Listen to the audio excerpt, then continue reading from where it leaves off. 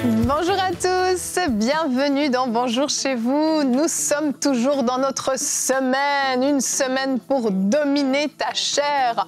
On avance petit à petit, on travaille. Oh, ça coince pour certains. Pour d'autres, ça devient au contraire beaucoup plus léger. En tout cas, aujourd'hui, je ne sais pas si ça va vous concerner ou pas, mais on parle de la plainte. Aïe, aïe, aïe. Je pense qu'on est tous plus ou moins concernés par ce sujet. Généralement, l'être humain aime se plaindre et on va voir quelles sont les conséquences de la plainte. Et je suis avec Frank et Nadine. Salut! Hello. Salut! La plainte, ça vous parle comme thème? Ouais. Une semaine pour se plaindre, c'est l'objectif de la semaine. On pourrait faire ça. Tu as droit à une semaine dans l'année où tu te plains pour tout, mais après tout le reste de l'année, tu n'as plus le droit. Ça pourrait être pas mal. Ouais. Une semaine super trop charnelle. dans l'année, puis là, t'as pas assez de sujets. Ah ben t'attends pour l'année d'après. Bon, je lancerai un autre défi après alors. Nadine, on parle de la plainte et on va associer ça un petit peu aux critiques. Tu vas faire une rubrique couple et relations. Oui, comment remplacer ces critiques par des mots d'amour? Parce qu'on parle de la chair et il y a quelqu'un qui a dit que c'est dans le mariage que tu vas être testé, savoir si tu es un vrai chrétien. Et c'est là que tu dois démontrer que tu es un vrai chrétien. Donc, comment faire? Comment faire taire notre chair et être bienveillant envers son conjoint? C'est puissant comment le mariage peut faire sortir le meilleur, mais aussi le pire de nous-mêmes. Et il faut travailler pour que le meilleur reprenne le dessus. Amen. Si quelqu'un veut dire à son mari « Tu m'énerves », elle va dire « Tu m'émerveilles ». Voilà! Ah, t'as vu? C'est comme ça. La rubrique est terminée. Frank va la faire. T'es trop fort. Bon, je pense que le ton agressif, même si tu dis quelque chose de gentil, il faut peut-être enlever le ton agressif quand même. Ah, ça, c'est vrai. C'est déjà mieux quand même. Tu m'émerveilles. Moi, j'éclate de rire si Michael me disait ça. Ça désamorce tout de suite le truc. Jérôme, merci mon amour. Bon, en tout cas, on va parler de la plainte. On va voir tout ce que ça peut créer dans nos vies. Et on commence avec la pensée du jour.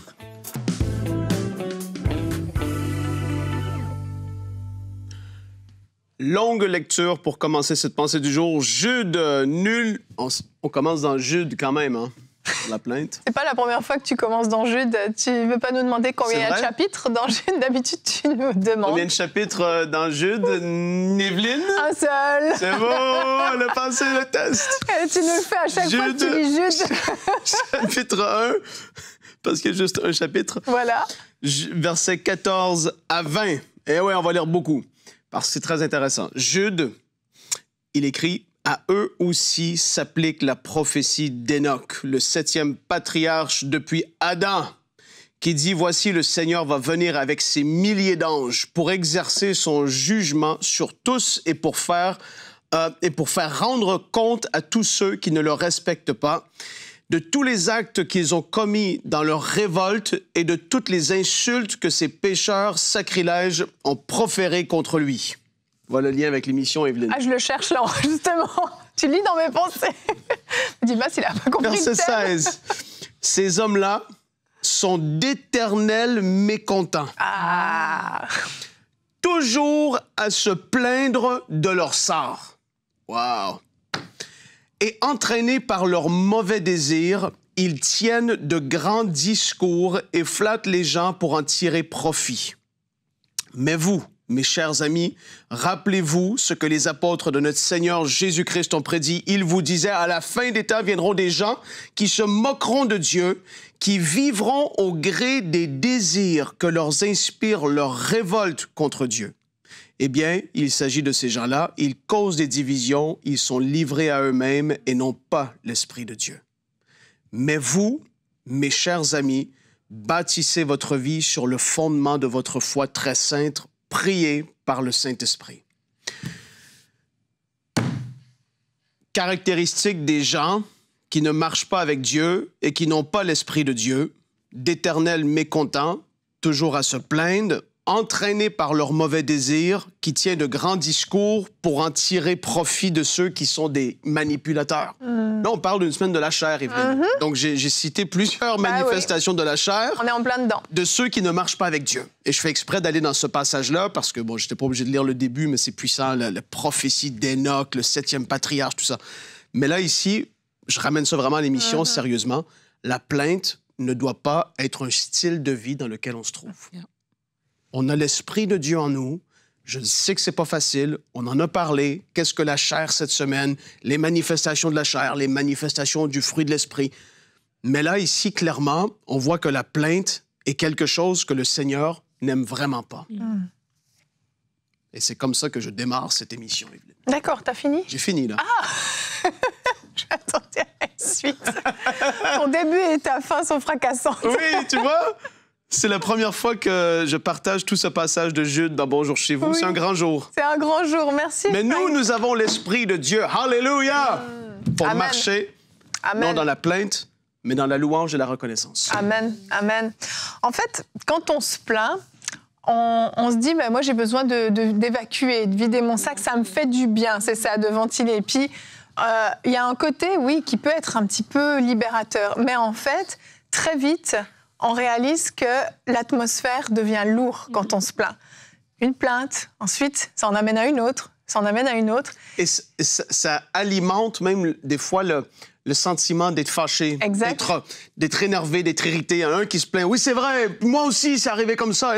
Et en fait, tu es en train d'alimenter ça. Exactement. Et c'est particulier, la plainte, ce que ça fait. Mais vraiment, c'est ça, c'est que ça change l'atmosphère. Et dans une maison où, par exemple, les parents ont souvent tendance à se plaindre. Ils rentrent du travail. « Oh, je suis fatiguée. Oh, je suis ci. Oh, je suis ça. » Quasiment à coup sûr, les enfants sont des éternels râleurs, en fait. C'est quelque chose qui se communique vraiment très, très facilement. Parce que, comme on l'a dit, de prime abord, ça a l'air de faire du bien de se plaindre. Donc, ça a l'air inoffensif. Et puis, spontanément, l'être humain est porté vers ça. On a besoin de communiquer. Et tu le sais, Frank, j'ai souvent besoin de dire tout haut ce que je ressens. C'est vrai, je plaide coupable. Cette émission est pour moi également, je l'assume. Je ne fais pas semblant. Et en fait, c'est ça, il y a des personnes qui ont besoin d'exprimer ce qu'ils ressentent. Et sur le coup, tu te dis, c'est comme je disais, ça fait du bien, mais très vite, en fait, ça fait du mal. Parce que les plaintes, tu les parles de ta bouche, tes oreilles les entendent.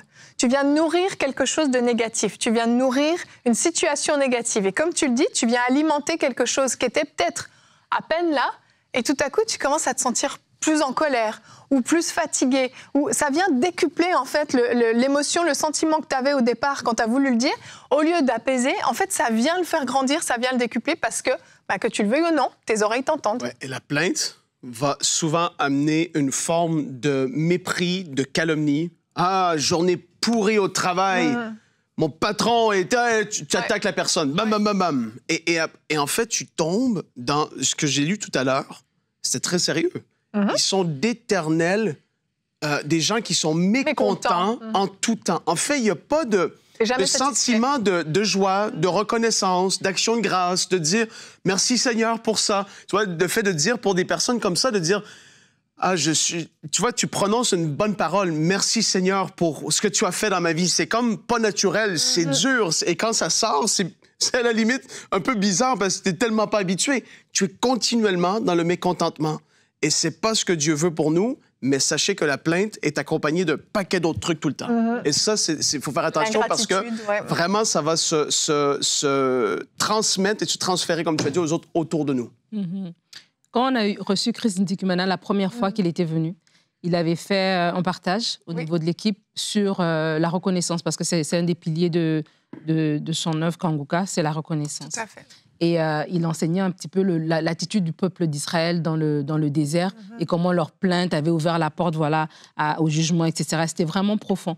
Et je crois que si on dit si j'arrêtais de me plaindre, c'est facile de le dire, mais je crois que pour des gens qui naturellement ont du mal, parce que c'est plus facile que pour d'autres. Moi, je ne suis pas une personne qui me plaint naturellement, mais je sais que pour d'autres personnes, ça peut être un défi de se plaindre. Et pour dire, OK, comment je vais arrêter? Je vais arrêter quand je veux d'abord découvrir à quel point c'est nocif. Parce que je ne me rends pas compte spirituellement ce qui se passe derrière cette petite plainte-là. C'est comme on parle des fois de la peur. comment l'ennemi peut passer par la porte de la petite peur pour nous mettre des chaînes, pour nous mettre une oppression, pour faire plein de choses. Comment aussi par la porte de la plainte, qu'est-ce que ça crée en fait devant le cœur du Seigneur? Comment on blesse le Seigneur quand on se plaint constamment? Comment comme tu vous disais tout à l'heure, plus que je me plains, plus que ça grandit. Comment aussi on attire aussi la main de l'ennemi dans nos affaires à force de tout le temps de l'appeler en fait, en lui disant comment ça va mal dans notre vie, comment ceci, comment cela, etc. Et donc je crois que pour arrêter de se plaindre, c'est important de nous-mêmes de connaître la valeur de la reconnaissance. Oui. De comprendre que la reconnaissance, elle est puissante en fait. Ta plainte va peut-être assouvir ou te permettre de ventiler et apaiser entre guillemets ton âme pendant 2 secondes parce que tu t'es plaint, mais ta reconnaissance, elle va avoir un effet beaucoup plus à long terme en fait que ta petite plainte que tu as eue. Et donc je crois que de façon naturelle, on peut se dire ok, on se faisait ça, hein? On a un petit 5 minutes, allez, on dit bureau des plaintes, le bureau des plaintes est ouvert, on a 5 minutes, on lâche, mais après faut fermer tout ça et puis vraiment se dire je marche dans la reconnaissance. C'est la reconnaissance qui va me donner une satisfaction à long terme. La plainte va me satisfaire là, mais à long terme, ça ne va rien changer. Au contraire, ça va même empirer les choses. Mais tu vois, je veux nuancer, il y a la différence entre se décharger sur Dieu de tous nos fardeaux et le fait de se plaindre à ceux autour de nous. Parce qu'il y en a qui vont dire ça, mais non, mais je suis en train de décharger, comme tu as dit, c'est un peu libérateur. Mais ce l'est quand tu le fais devant Dieu avec un cœur de « Seigneur, là, je vide mon sac et là, je dis qu'est-ce que... » Tu es en train de décharger sur lui de tes soucis, de tes fardeaux, alors que quand tu le fais à la table avec 5 autres personnes et que ça amène dans des discussions de plus en plus terribles, tu n'es pas en train de te décharger, tu es en train de recharger les autres de plaintes eux-mêmes et c'est très dangereux. J'ai un exemple pour illustrer ce que tu dis, c'est le verset du jour dans Actes 6 au verset 1. À cette époque-là, alors que le nombre des disciples augmentait, les hellénistes murmurèrent contre les Hébreux parce que leurs veuves étaient négligées lors des distributions quotidiennes. De prime abord, on lit ce verset, on continue, on va voir « Mettez-moi à part Paul et Barnabas, etc. » Non, c'est pas à ce moment-là, excusez. On va s'occuper de la prière et de l'enseignement. C'est ça, je suis plus au bon endroit, merci. Faut que j'aille dormir. Un peu plus loin. Faut que j'aille dormir. C'est ça, il n'est pas bon qu'on s'occupe de la distribution et qu'on néglige la parole, c'est ça. Donc on se dit, ça a apporté un bon fruit. Mais est-ce qu'ils auraient pu l'apporter différemment, en fait? Est-ce qu'ils auraient pu arriver et puis venir dire, écoutez, on a un problème, on a constaté ça, qu'est-ce qu'on a comme solution? Et en fait, c'est ça, c'est que... Parce que des fois, on va dire, oui, si je dis rien, il n'y a jamais rien qui bouge, il n'y a rien qui va changer. Mais il faut comprendre qu'on peut dire les choses, mais d'une façon différente. La plainte, c'est très spécifique. La plainte, c'est vraiment cet art de voir toujours que le négatif. Ton verre, il peut être aux 3/4 plein, toi, tu vas avoir le petit quart qui manque et puis tu vas juste t'arrêter là-dessus.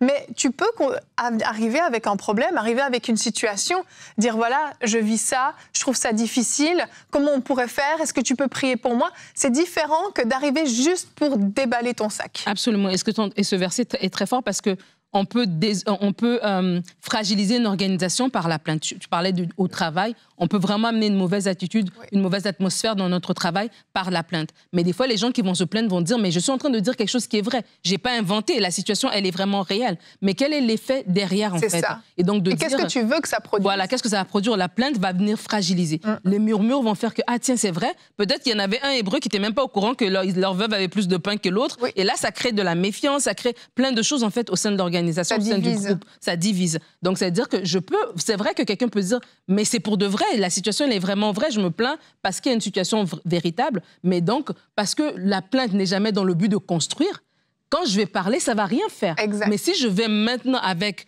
ma plainte, entre guillemets, mais vers la bonne personne, donc comme tu dis, dans ce cas-là, ils auront juste pu aller directement voir les responsables, je vais vers mon responsable de secteur au travail en disant, il y a telle situation, ça reste encapsulé entre lui et moi, on en a discuté, une solution est trouvée, et puis on met ça, c'est fini. Mais je ne fais pas ça. Je vais parler à un tel, qui eux-mêmes ne peuvent même pas changer, mais maintenant, je leur donne une information qu'ils n'avaient pas, j'ouvre leurs yeux à un mécontentement qu'ils n'étaient pas au courant, et comme ça, la plainte ne construit pas, en fait. Exactement. Elle ne construit pas à long terme. C'est contagieux. Oui, c'est contagieux. Comme que l'action de grâce va l'être aussi. C'est tellement contre-courant que les gens ils sont bouleversés quand ils entendent quelqu'un de positif être reconnaissant ou souriant ou en train de manifester Aujourd'hui, on est où ce qu'on est rendu. Bientôt, on va faire une émission sur la reconnaissance. Oui, je vous le dis. Je l'ai vu. Gardez vos cartouches. On va enchaîner. Est-ce qu'on va être dedans, toi et moi? Je pense qu'elle va décider. Il y a un de vous deux qui est et il y a Aurélie. Bref. Celui qui manque. Non, il faut varier les informations. Bref, allez, remplace ta critique par des mots d'amour, rubrique couple et relations.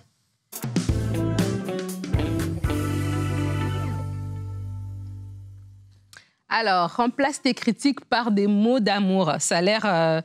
tu te dis, mais comment je vais remplacer directement comme Frank a fait une très belle démonstration. Tu le refasses? Je suis m'émerveille. Tu fais on ne peut pas faire ça comme ça, c'est sûr. Mais on va voir ensemble ce que la parole dit, parce que je disais tout à l'heure que les critiques ne vont pas bâtir notre couple. Par contre, oui, des mots bienveillants vont bâtir notre couple à long terme. Colossiens 4, verset 6, un verset que j'aime beaucoup, je crois que je le cite souvent. Que votre parole soit toujours pleine de grâce et assaisonnée de sel, afin que vous sachiez comment il faut répondre à chacun. C'est ce que la parole de Dieu nous dit. Et donc, j'aimerais t'inviter à te poser des questions, parce que peut-être tu te sens concerné par cette émission en disant, c'est vrai, dans mon couple, oui, je semble être la seule personne qui remarque des choses. C'est véritable et je l'ai fait savoir. Et au contraire, les gens ne sont pas obtempérés, ils ne sont pas changés, alors que je leur dis exactement ce qu'ils font de mal. Comment ça se fait qu'ils ne répondent pas de la bonne manière?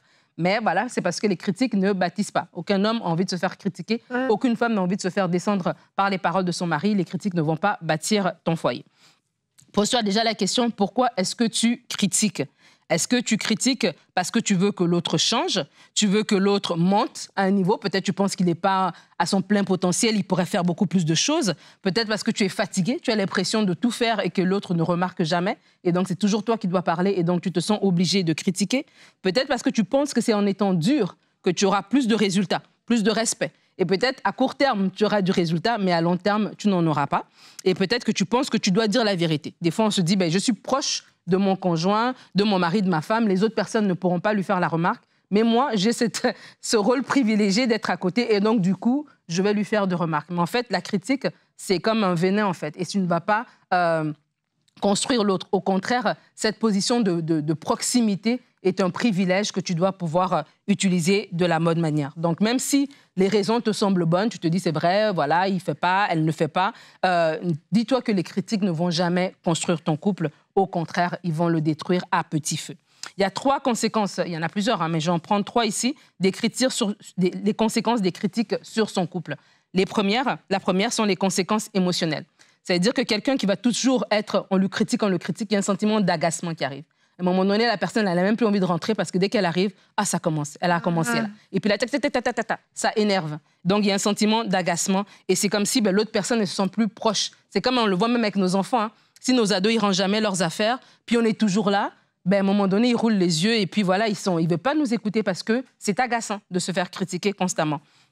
Ça vient baisser l'estime de soi de l'autre. Si l'autre, on est toujours en train de lui dire ce qu'il le fait de mal, qui n'est pas à la hauteur, son estime de soi baisse et c'est ça. Il va vouloir chercher des paroles valorisantes ailleurs parce que nous, on est en train de le faire sentir comme s'il n'est pas à la hauteur. Ça donne aussi une frustration parce que lorsqu'on est tout le temps critiqué, on a l'impression que tout ce qu'on fait est mal et à un moment donné, on n'a même plus envie d'essayer. Donc, il y a vraiment des conséquences émotionnelles. Il y a des conséquences évidemment relationnelles. Avec ces conséquences émotionnelles-là, n'étonne pas que vous avez du mal à vous entendre. Si la personne, elle se sent que voilà, tu es tout le temps en train de lui dire que ce qu'il fait n'est pas bon, ce qu'elle fait n'est pas bon, elle n'a pas envie d'être avec toi. Donc, il y a une distance comme ça qui va se créer dans votre relation, dans votre communication, à force des critiques. Et ça, c'est comme un cercle vicieux. Parce que là, on va vouloir critiquer parce que l'autre n'a pas fait, mais plus qu'on critique, plus il s'éloigne, plus on se critique, plus ça s'éloigne. Donc, c'est un cercle vicieux dans lequel on rentre parce qu'il y a toujours un climat comme ça de reproche dans le couple. Et à long terme, je l'ai dit, il y a une usure de la relation à long terme. Des fois même, il y a des relations qui vont carrément s'arrêter parce que voilà, on n'est plus en confiance émotionnellement face à l'autre parce que l'autre personne est toujours en train de nous dire ce qu'on fait de mal.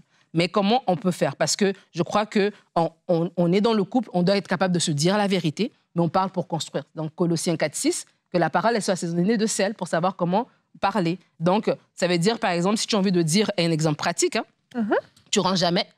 Voilà, la personne va se sentir comme si tu l'as attaquée, qu'elle est désordre, qu'elle est ceci. Tu peux dire, j'aime ça quand j'arrive dans la chambre, quand telle affaire. Et de ce côté-ci, ça fait juste un espace qui est plus calme, qui est plus agréable pour nous. c'est une façon de le dire, mais une façon de bien parler à l'autre. Genre, tu ne m'écoutes jamais.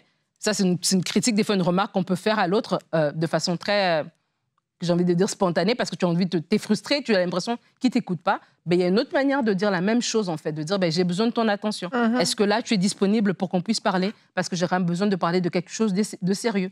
Et c'est la même chose qui est dite, mais tu n'es pas en train de nous dire, ben, tu ne m'écoutes jamais, parce que ce n'est pas vrai qu'il ne t'écoute jamais. C'est pas vrai qu'elle ne t'écoute jamais. Donc, les mots « jamais » et « toujours », là, c'est des mots que dans le couple, il faut bien faire attention à quel moment on les utilise. Je t'aime toujours. Pas tu ne fais... tu vois un peu, on va savoir comment l'utiliser. Et pas tu laisses toujours traîner tes chaussettes. Voilà, exactement. Tu ne fais jamais attention à moi. Tu vois, c'est des choses encore qu'on peut dire comme ça. Mais au lieu de dire ça, dire de quoi est-ce que j'ai besoin. J'ai besoin de ton attention, j'ai besoin de tes câlins, j'ai besoin de toi en ce moment. C'est la même chose, mais dit différemment. Tu ne prends jamais d'initiative. J'ai dit de tout à l'heure que des fois, on est dans la critique parce qu'on trouve que l'autre personne n'est pas à son plein potentiel. Et voilà, il aurait pu faire, elle peut faire plus, etc. Tu ne prends jamais d'initiative, ça ne donne pas envie de prendre des initiatives. Mais par contre, si je montre à la personne ses talents et ses dons, « Ah, j'ai vu que tu as tel talent, j'ai vu que tu as telle capacité. Qu'est-ce que tu penserais d'aller plus loin dans telle chose? Regarde, j'ai vu tel cours en ligne. » Et tout ça, c'est la même chose, mais dit différemment que de dire à quelqu'un « Tu fais jamais, tu fais jamais, tu fais jamais. » Et tu es toujours au téléphone. Ça, c'est une remarque quand même qu'on peut dire à l'autre aussi. Et encore une fois, il y a une manière de dire « Écoute, j'ai juste besoin qu'on passe du temps ensemble. » Et on n'est pas la police de l'autre, j'ai déjà dit. Il a son temps au téléphone, elle a son temps au téléphone. Ça fait 1 heure. Vous avez un système. Okay, au bout d'un moment, on va prendre du temps ensemble. Et donc, c'est juste des manières pour dire, je peux exprimer mon besoin. Parce que on a dit tout à l'heure que la plainte, elle est légitime. Elle provient vraiment d'une vraie situation. Mais je peux l'exprimer sous une forme qui est positive, une forme qui va venir construire et non sous un reproche. Et aussi, je veux vraiment vous encourager à mettre en valeur ce que l'autre fait. Des fois, on est tellement proches les uns des autres qu'on oublie tout ce que l'autre fait de bien. Et des fois, c'est quelqu'un de l'extérieur qui va dire « Ah, ta femme, elle a fait ça, ta femme, elle est gentille, ou ton mari, il est gentil. » Nous, on a oublié parce qu'on voit tous les autres côtés, et les autres côtés ont pris le dessus sur ce qui fait de bien. Et vraiment, dans le couple, on doit être bienveillant l'un envers l'autre, et on doit toujours rafraîchir notre regard par rapport à l'autre. On l'a aimé, on l'a choisi, on a uni notre vie à cette personne. Et donc, c'est la moindre des choses que le reste de notre vie ensemble soit bien. Donc, je veux vous encourager, si déjà l'amertume est venue déjà à l'intérieur de votre cœur, et là, vous dites, mais non, mais moi, je vois même plus ce qui fait de bien. Commencez par là. Oui. Commencez par vous-même. Au lieu de vous plaindre, qu'est-ce que ma femme fait de bien? Qu'est-ce que mon mari fait de bien? Quelles sont ses qualités? Et déjà là, ça va vous aider à voir l'amour et à miser sur l'amour, sur la gratitude, sur la reconnaissance et non sur la plainte. Et j'aimerais terminer en disant que c'est important. Et là, je me répète, mais c'est important de donner des paroles valorisantes à l'autre. Même les hommes. On a l'impression que les paroles, tu vois, les belles paroles, c'est les femmes qui ont besoin qu'on leur dise qu'elles sont belles, que voilà. Mais les hommes, votre homme a aussi besoin de paroles valorisantes. Et donc, le construire aussi par des paroles valorisantes. Des fois, quand on parle de la plainte, on va peut-être beaucoup associer le sexe féminin, malheureusement, à la plainte, mais de se dire aussi que mon homme, il a aussi besoin de paroles valorisantes et c'est ça qui va le construire à long terme. La Bible nous dit dans Proverbe qu'il vaut mieux vivre à l'angle d'un toit que dans la maison d'une femme qui est querelleuse. Donc, ça veut dire que ce qu'on parle au quotidien, ça peut vraiment miner, polluer l'atmosphère de notre maison. Et comme tu le disais tout à l'heure, des parents qui se plaignent, etc., ça peut vraiment amener quelque chose de pas bien dans la maison. C'est un exemple pour les enfants. C'est un exemple pour les enfants et pour nous deux aussi. Donc, ça veut dire que moi, en tant qu'épouse, en tant que mari, j'ai des paroles valorisantes pour l'autre. C'est pas normal que ce soit les gens de l'extérieur, ce sont les collègues de travail, les frères et sœurs à l'église qui savent l'encourager et moi, j'ai que des reproches. Et ça, c'est vraiment important. Des fois, on veut changer l'autre, mais on oublie qu'on doit d'abord être changé soi-même, même si on pense qu'on est parfait. Il y a encore zone à amélioration. Laissons d'abord Dieu nous changer et après, Dieu pourra nous utiliser alors dans la vie de l'autre personne. Et les paroles valorisantes, je le répète, votre époux en a besoin, votre épouse en a besoin. Donc, changez les critiques. Vous voulez donner une critique, donnez d'abord les paroles valorisantes et après, on verra bien si la critique aura encore lieu d'être. Donc, voilà. Merci beaucoup, Nadine. Je reviens rapidement sur la notion de dire ce dont on a besoin plutôt que de critiquer. T'en as beaucoup parlé, mais je pense que ça, c'est vraiment un fléau. Et ce n'est pas juste madame, ça concerne vraiment les deux. c'est le plus grand problème dans les couples et les plus grands problèmes de communication et de frustration, zone de frustration, c'est parce qu'on ne comprend pas ce dont l'autre a besoin. Et je trouve ça fou parce que c'est la personne la plus proche de nous et on ne veut pas lui dire de quoi on a besoin. Alors parfois parce qu'on ne le sait pas, on n'a pas réussi à identifier nos besoins, ça c'est un autre problème, il faut les identifier, mais attendre que l'autre devine toujours de quoi on a besoin et puis être agressif ou agressive pour pouvoir communiquer quelque chose dont on a besoin, ça produit jamais rien de bon en fait. Et je pense que si on arrive effectivement à prendre cette habitude simplement de reformuler nos frustrations, de reformuler nos besoins, ça va amener une atmosphère tellement différente dans la maison et que ce soit monsieur ou madame saura exactement comment répondre à votre besoin, saura identifier et dire « Ah, OK, là, il faut que je fasse attention à ça ». Et il y a une remise en question qui va se faire. Au lieu de se sentir piqué et attaqué, les critiques, ça fait « tu te renfermes sur toi-même ». Tu n'as pas envie de venir répondre à l'autre parce que tu as été piqué dans ton orgueil, dans ton estime, tu as été abîmé. Donc, tu ne pourras jamais faire sortir le meilleur de l'autre au travers des critiques. Absolument. Et je pense que c'est important aussi de comprendre la force des paroles. Moi, en grandissant, notre papa, il était très sévère sur la façon dont on se parlait. On pouvait se battre, tu vois, OK, arrêtez. Mais si tu disais à ton frère, grosse tête, je sais pas, tu sais, les petites insultes gentilles. Hein. Mais grosse tête. C'est le premier truc qui t'est venu. Je suis sûre que tes enfants, ils disent ça. C'est la première chose que j'aurais dit à quelqu'un qui... Mais on disait, ah, t'es une grosse tête. Je sais pas, en tout cas, bref. Ouais. Mais il était très sévère. Là, il avait tolérance zéro pour les insultes. Ouais. Pourquoi? Parce que, voilà, le contexte aussi dans lequel il a grandi. Mais ça, c'est quelque chose qui a été vraiment semé dans ma pensée dès le bas âge. Et je crois que si on comprend l'importance des paroles, les paroles sont pas vaines, elles ne sont pas inutiles. On comprend que les paroles sont des semences et que les paroles ont un impact sur l'atmosphère de la maison, mais sur la personne aussi. On va valoriser à ce moment-là d'avoir des paroles de reconnaissance, d'avoir des mots d'amour au lieu de critiques et de se dire... Et même, je crois que quand on est dans un couple où on s'est beaucoup bâti par des mots d'amour, la plainte ou la critique ne vient pas comme une critique. Oui. Elle vient justement comme, OK, c'est du feedback, c'est de la rétroaction pour m'aider à avancer parce que je peux recevoir, parce que tu m'as tellement aimé... Oui, je suis nourrie que déjà. Je suis nourrie, voilà. Donc, quand tu me donnes une remarque, une critique, je sais que c'est pour mon bien, tu vois. Mais quand on n'aime pas et qu'on n'a pas, le réservoir, il est vide, c'est sûr que quand la critique, elle vient défaire déjà quelque chose qui est déjà très fragile. Tout à fait. Et il y a un bon temps parfois pour donner des remarques. Ça, c'est vrai. C'est vrai. Bon moment. Choisir le bon moment. C'est vrai. Amen. Tu veux détailler? Donne un indice. C'est quoi le bon temps? Il y en a plein. Il veut venir dans l'émission sur la reconnaissance, c'est pour ça. Mais il n'est pas dedans. Donc, je vais... Tu veux pas nous donner en fait? Je vais... Bon, quand la personne est bien disposée, on va dire. Ouais, c'est ça. Mais non, je dis ce que j'avais à dire. Maintenant, je vais... Ah non, je vais... Reprends ton émission, Evelyne, s'il te plaît. Reprends le contrôle. Au secours! Je vais donner des... Tu t'arrêtes là ou pas? Il cherche. Allez, on va se retrouver demain. Demain, on va parler du renoncement. C'est trop dur de renoncer à ça. La chair ne veut pas renoncer. La chair s'accroche. Et on aura 2 rubriques, une question, une réponse. Donc 2 questions, 2 réponses. Nadine, comment rompre une relation qui n'honore pas Dieu? Aïe, aïe, aïe, gros sujet. Et Frank, un chrétien, peut-il vraiment tout regarder? Eh ben ouais, on parle du renoncement. Ça va tirer encore un petit peu, mais je vous le rappelle, on travaille sur notre chair. Mettons en pratique ce qui a été partagé. Et on se retrouve demain. Bonjour chez vous.